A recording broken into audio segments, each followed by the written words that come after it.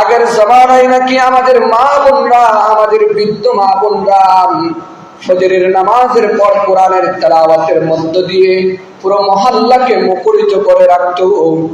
আজ আমাদের সমাজের নারীরা, আমাদের বোনরা, আমাদের তরুণীরা কোরআনের তালিম তরবিয়তের সাথে জড়িত নয় এবং নিজের সন্তানকেও মক্তবে পাঠায়। যে কোন মক্তব ছুটি দেওয়ার টাইম হয়ে যায় এই মুহূর্তে পাঠায়। কেননা যে সময়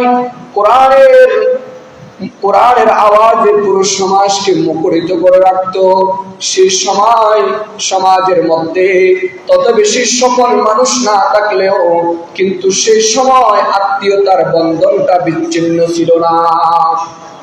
আজ যখন মানুষের মধ্যে কোরআনের তেলাওয়াত নাই, কোরআনের মুহাব্বত নাই, কোরআনের ভালোবাসা নাই, এখন আজ সন্তান পিতাকে মুহাব্বত করে না।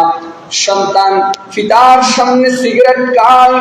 বড় আর ছোটের মধ্যে যে মুহাব্বত থাকা প্রয়োজন, যে সৌহার্দ্যপূর্ণ ভালোবাসা থাকা প্রয়োজন, এটা আজ বিদ্যমান নাই। কেন থাকবে? আল্লাহ তাআলার কালাম পড়লে মানুষের ভিতরে ভয় সৃষ্টি হয়। আল্লাহ তাআলার কালাম পড়লে মানুষের মধ্যে ভালোবাসার বন্ধন সৃষ্টি হয়। সেই কোরআনের তেলাওয়াত এখন সমাজে মহল্লায় আর হয় না। তখন আল্লাহ তাআলা তার আস্তে আস্তে ভালোবাসার বন্ধনটা তুলে নিচ্ছে। তাইলে কোরআনে কারীম তেলাওয়াত করা প্রয়োজন অবশ্যই। কোরআন এটা এমন একটি কিতাব, দুনিয়ার কোনো কিতাব নাই। আল্লাহ তাআলার কালাম আপনি যেতই পড়বেন তার ছন্দ মিলাপ। আপনি পড়েন ওয়াশ-শামসি ওয়া দুহাহা, প্রতি আয়াতের শেষে শেষে আল্লাহ তাআলা হা দিয়ে সাজাইছেন, হা দিয়ে সাজাইছেন। ওয়াশ-শামসি ওয়া দুহাহা ওয়াল কমারি ইযা তালাহা ওয়ান নাহারি ইযা জাল্লাহা ওয়াল লাইলি ইযা ইয়াগশাহা ওয়াস সামাই ওয়া মা বানাহা والأرض وما طحاها ونفس وما سواها। আল্লাহ তাআলা প্রতিটা কোরআনের আয়াতকে তো সুন্দর করে সাজাইলেন।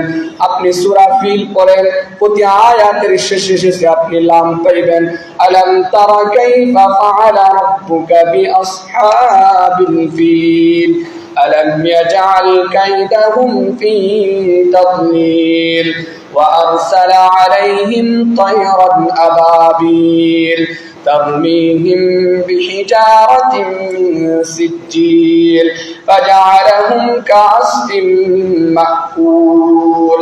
আল্লাহ তাআলা কত সুন্দর করে মানুষের জন্য, মানুষ যেন আকৃষ্ট হয়, মানুষ যেন মুক্ত হয়, এই কোরআনকে কত সুন্দর কাব্যের আকৃতি রব্বুল আলামিন কত সুন্দর করে সাজিয়ে আমাদের জন্য পাঠাইলেন।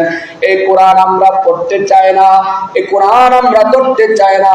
আল্লাহ তাআলা, আল্লাহ রাব্বুল আলামিন কোরআন ধরলে, কোরআন শুইলে, কোরআনকে মুহাব্বত করলে রব্বুল আলামিন তার মাকাম ওলির দপ্তর পর্যন্ত নিয়ে যায়। সুবহানাল্লাহ।